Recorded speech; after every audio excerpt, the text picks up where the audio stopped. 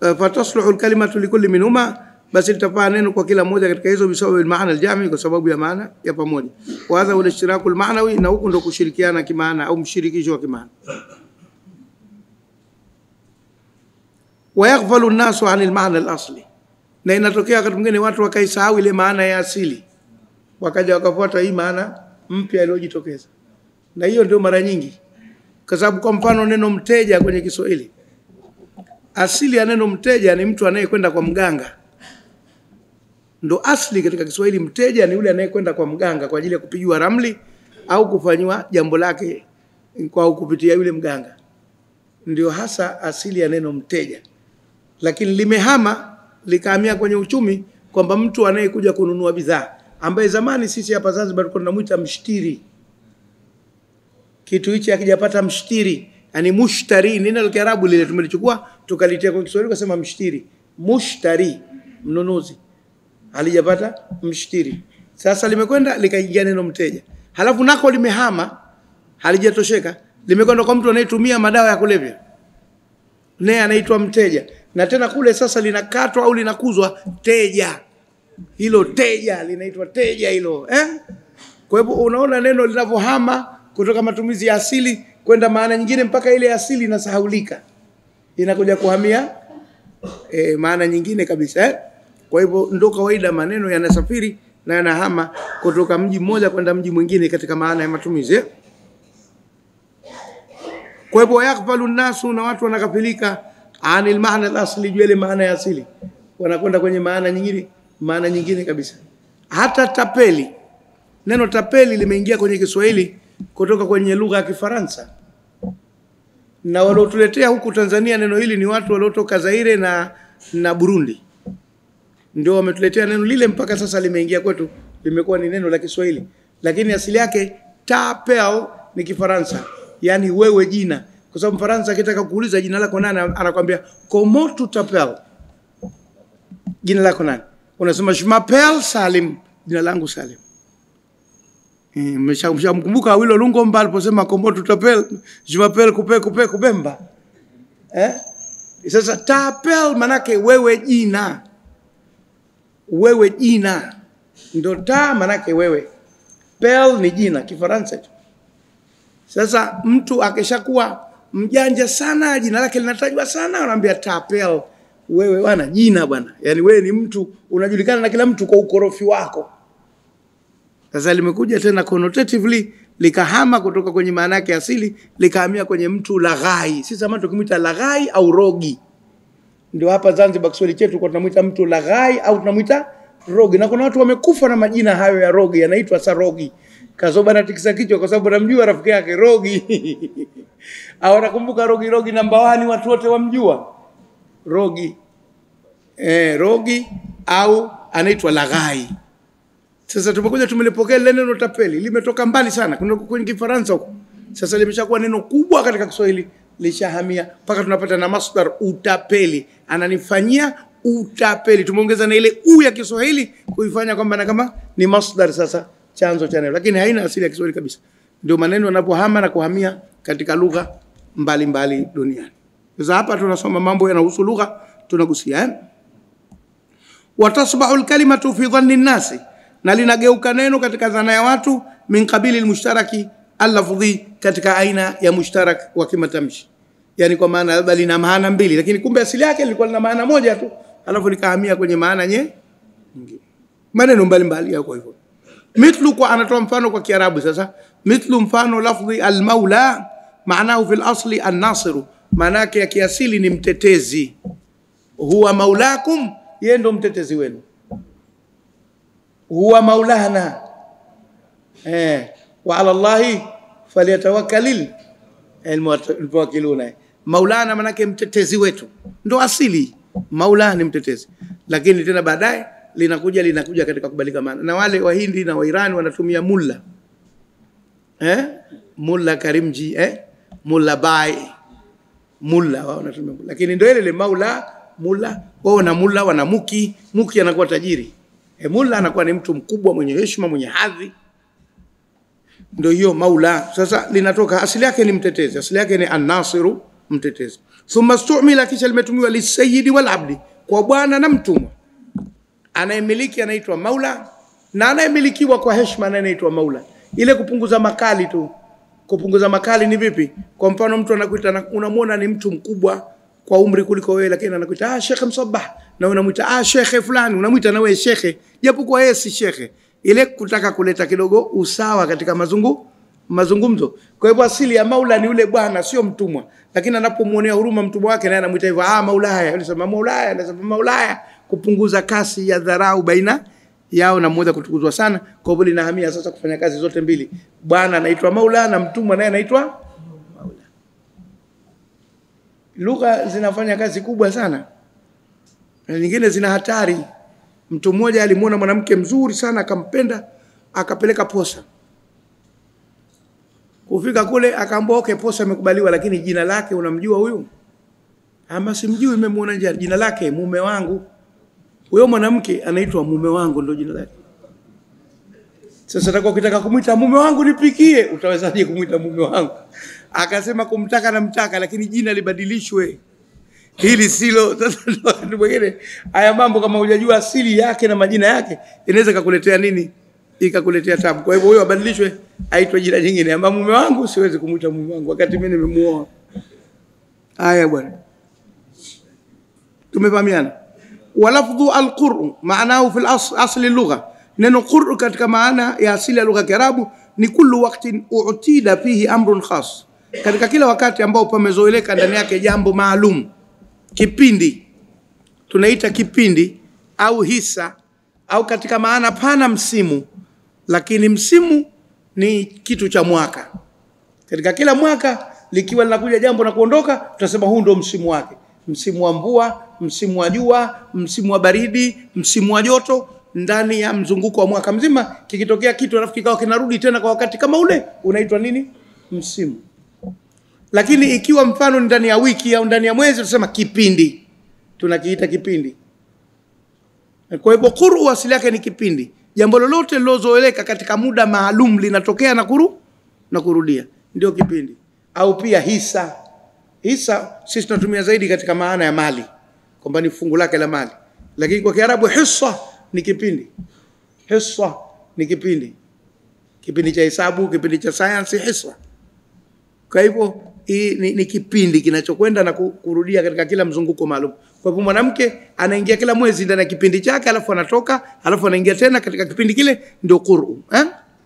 Ndio katika asili ya neno qur'u katika lugha ya Kiarabu. Qur'u nataka itwe hivyo. Wengine wanasema qar'u, sawa, lakini zikiwa nyingi qur'u, lakini sisi tumezoea kusema qur'u. Wako wanasema qar'u. Kullu waqtin utida fi amrun khas. Fa yuqalu lilhumma qar'un au qur'un. Homa inaambiwa ni qar'un, ni kipindi fulani, homa ya kipindi. Ai kwa maana dauru, mzunguko, mu'tadun, uliozoeleka, takunu fi, utakuwa ndani yake. Walil mar'ati, na mwanamke naye anakuwa na qar'u au yuqru, tunasema ai waqtun tahidhu fihi, wakati ambao anapata hedhi ndani yake, wa waqtun tathuru fihi, na wakati anapata tohara ndani yake, yani siku za damu na siku sio kwa siza kutokwa na damu. Walithuraya qar'un, vile vile na nyota ile ya Thuraya inaitwa ina qar'u au qur'u, ina kipindi chake. Thuraya ni nyota 5 zinazokaa pamoja. Wengine wanaziita kikocha. Na pia zinaitwa kilimia, kwa sababu zinaashiria majira ya kilimo. Zinakaa pamoja, zinakuwa 5 kama zinavyokaa shokshoki kwenye kishada chake. Kwa wale wanaojua shokshoki, wengine naona huko shokshoki ndo wengine tunazisema, wengine wamekuja kuziona Zanzibar hapa, waje kuziona. Na pilipili pia ziko zina mtindo huo, kwa zinaweza kuja ziko 5 zinakamatana pamoja. Hata zabibu zinaweza kuja namna hiyo. Kwa hivyo kile kinaitwa kikocha. Si kikocha kocha mdogo wa mpira. Kikocha ni vitu 5 vilivyokaa pamoja au zaidi. Hizi hapa zimekaa kikocha, zile taa zile pale zimekaa kikocha.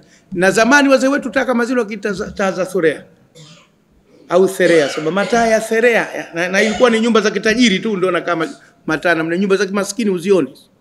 Akiingia maskini kwenye nyumba akiona mataa yamewashwa namna anakaa anazishangaa hivi, ziko pamoja zinakuja 5, 8 ngapi Sasa Thurea ziko pamoja hivi, kama alivyosema mshairi, ka anna Thurea rahatun tashburu duja litandura tala al-laylu am qad ta'arrada. kaanna thuraya rahatun, kama kwamba hizo nyota za thuraya ni kiganja. Sasa kiganja kina vidole vingapi? Vitano, na ile ina nyota 5 sana. Tashburu duja, zinapima usiku. Kiganja kinachopima usiku kwa shubiri moja, shubiri mbili. Litandhura tala lailu am qad ta'arradha, ziangalie je usiku umerefuka au umepanuka. Akenda ni maneno ya mshairi, lakini thuraya kaifananisha na kiganja cha mkono. Kwa hivyo hizo ni nyota thuraya. Na kwa jina la mtu mwanamke thuraya. Nayo ni qaru, ina kipindi chake kwa sababu cha kuchomoza. Halafu kuna kipindi hazionekani kwa wale ambao wanalichunguza vizuri anga. Sio kwamba siku zote utazikuta thuraya zipo. Kuna siku zinakuwepo, kuna siku zinakuwa hazipo. Na hicho kilimia ndio hivyo hivyo. Kila majira yake. Ai waqtun yu'tadu, unaona? Ni wakati unaozoeleka maa pamoja naye nuzulul matari fi, kuteremka mvua ndani yake. Kwa hivyo zikija zinaonesha kwamba sasa majira ya mvua au mvua sasa inataka kumiminika. Ndio kulima wanafurahia sana wakiona hizo nyota hizo. Ndio maana wanaziita kilimia wengine. Kwa sababu zinatuandaa kwa ajili ya kilimo, au tulime kwa ajili mvua akija iweze kuburuga ardhi, ijae maji vizuri ardhi. Kwa hivyo zinakuwa ni za kulimia hizo. Haya, kwa hivyo nazo zina qaru yake. Thumma stumila fil Qur'ani, kisha imetumika katika Qur'ani liwakti al-iddati, wakati wa eda, alladhi tamkuthu fihi al-mar'atu, anokaa mwanamke ndani yake biduni zawajin ba'da talaqiha, pasina kuolewa baada ya talaka yake. Kwa hivyo ina maana limehama kwenye asili, limekuja kwenye maana nyingine ya pili ya kisheria. Kwa sababu sheria haipingani na lugha, inachukua maneno kutoka kwenye lugha na kuyatumia katika sheria. Na ndio maana unakuta duniani kote mtu anayesoma sheria lazima apasi somo la lugha iliyotungiwa ile sheria. Sasa huwezi kuwa wewe umesoma sheria ya Kiislamu alafu hujui Kiarabu. Kwa sababu sheria za Kiislamu kiasili ziko kwenye lugha gani? Kiarabu. Inasikitisha kweli kuwa mtu anasoma sheria ya Kiislamu alafu ni mbumbumbu katika lugha ya Kiarabu. Hilo ni tatizo. Si lazima wewe bingwa sana, lakini awe anaijua angalau ile lugha ya Kiarabu. Na huwezi kuwa mwanasheria katika sheria hizi za common law za Kiingereza alafu ikawa hujui Kiingereza, hawezi kukubali. Lazima upase Kiingereza, upate credit ya Kiingereza. Tena wengine hata ile si hawataka, unataka uwe na A au B alafu ndio unakwenda. Na kila kwa hivyo sheria, kwa sababu asili ya sheria zile ni Kiingereza, sasa lazima ujue zile sheria zilivyoandikwa kwa lugha ya asili. Na huko kwenye sheria ndio hali kadhalika ujue Kiarabu. Sasa mtu anakuambia mimi mtu wa fiqh lakini Kiarabu sijui. Sasa unakuwaje mtu wa fiqh alafu hujui Kiarabu? Fiqh ni sheria. Sasa utajuaje sheria na Kiarabu hujui? Wewe itakuwa ni copy and paste. Ni mtu tu unanukuu tu mambo lakini hufahamu. Kwa hivyo lugha ni muhimu, Aya. Kwa hivyo hayo nayo yanakwenda katika ufafanuzi namna hiyo. Wa mithlu lafdhi nikah, mfano neno ndoa, maanahu al-asli lafdhi hii maana yake ya kiasili ni adhammu, kukumbatia. Adhammu ni kukumbatia, kuingiza kitu kwenye kitu chengine. Ndo asili ya neno nikah.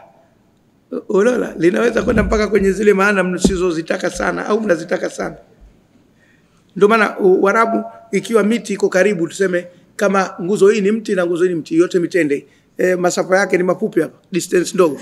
Alafu unakuja upepo. Kawaida kuja upepo, matawi ya huku na matawi huku yanaweza yakaingilia. Wanasema tanakahatil aghsan, yameoana matawi. Kwa sababu tawi la huku na tawi la huku limefanyaje? Limeingiliana. Na siku hizi sio Swahili neno kuoana tumetumia pale katika maana ya pili sio ya tatu. Kwamba mazungumzo yako yanaoana na mazungumzo ya mtu fulani. Yanaoana vipi? Nani kapinda goti kukabidhiwa mke hapa? Maana yake yanaingiliana katika maana. Ndio muradi wake. Kwa hivyo ndio adhamu hiyo. Fayashmulu al-aqda, basi fayashmulu al-aqdu dhamma al-lafdhaini ila ba'dhima. Itakumba fungamano la ndoa au mkataba kuingiza matamshi mawili katika baadhi yake. Yani yule anayeozesha, yule wali na yule anayeoa, so kila mmoja anasema nimekuozesha na yule anasema nimekubali. Kwa hivyo ile maneno yanaingiliana pale, yanakubaliana lile nimekuozesha na mimi nimekubali. Ndio ile ijabu na kabuli. Tumefahamiana? Ile nayo itaingia katika maana ile. Halafu kwa maana ya pili itakuja wal jima'u, yale mambo ya kijitu kizima. ya kupumzika yale baina mke na mume. Lidhammi aljismaini, kwa sababu ya kuingiliana miili miwili ila baadhiha, yenyewe kwa yenyewe. Lazima kitoke kitu huku na kitu huku, tutengeneze kitu kimoja. Kwa hivyo nawe itaingia nikah, yote itakuja katika maana hiyo. Wa huwa mushtaraku al-lughawi, basi hilo ni shirikisho la kilugha, imeshirikishwa katika lugha. Thumma kathura itlaqu fi shar'i ala al-aqdi, kisha ikazidi matumizi yake katika sheria juu ya kufunga ndoa tu. Ukisema nakahtu, nimeoa, manake sasa nimetoka kukabidhiwa kwamba tumekuozesha binti yetu fulani na mimi nimekubali, ndio hiyo. Lakini Waarabu wako hasa wakati wa zamani, akisema hivyo kama ni asubuhi, jana usiku nilioa, hakusudii nilifunga ndoa, anakusudia alifanya kile kitendo, alifanya kile. Ayukum nakaha albariha, nani miongoni mwenu kaoa usiku uliopita, usiku wa jana? Kaoa manake kafanya jambo, pia inatumika.